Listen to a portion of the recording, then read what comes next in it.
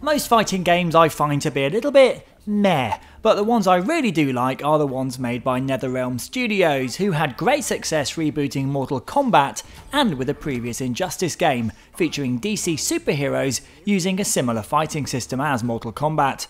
What's great about these games is the seamless transition between cutscenes and the fighting action. This isn't just some disjointed voiceover and animation over a short series of fights for each character, but a properly thought out story where you play as the characters as they're introduced and have to fulfill their part of the overall mission.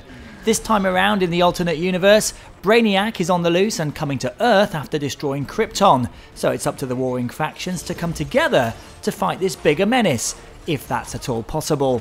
The presentation here is really fantastic and watchable as well. Sometimes I even forgot there's a fight coming up as I marvel at the great action sequences and some of the best motion capture and performance capture I've ever seen in a game.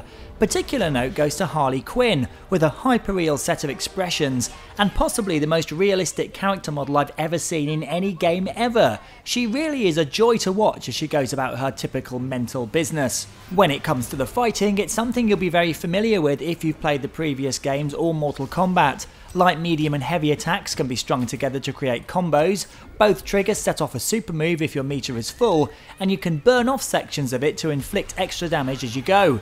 You can also throw your opponent, and there's the scenery to interact with as well as you throw objects at each other or smash your opponent into another section of the arena. As expected, the super moves do get a bit repetitive at times after you've seen them a few times, but they are all different and a lot of fun to begin with.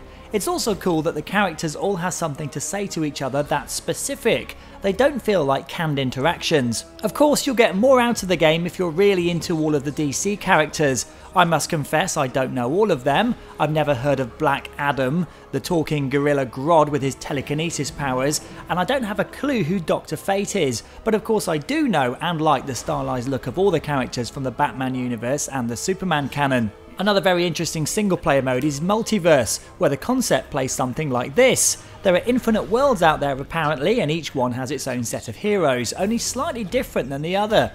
These worlds open up with a timed window for you to jump in and play, and when you fight through a stack of opponents, they all look slightly different in what they wear. It's here you can collect mother boxes, which you can open to randomly get all kinds of augmentations and accessories for your heroes. Some of them are for show, and some of them also buff your abilities and can be applied when the characters reach a certain level, which will increase by playing with them more. It is a shame though that you can't apply these straight away. Of course you can jump online if you're hardcore, and the game does have that level of complexity that you can choose to master if you want. It's also great that you can jump in with anyone and mash buttons and you'll still have a great time. Injustice 2 really is a great game. It looks amazing, plays well, has short loading screens, and has that Moorish quality thanks to the way you collect stuff and customise the characters. It's one of the best fighters out there, if not the best, so it gets a stonking 9 out of 10.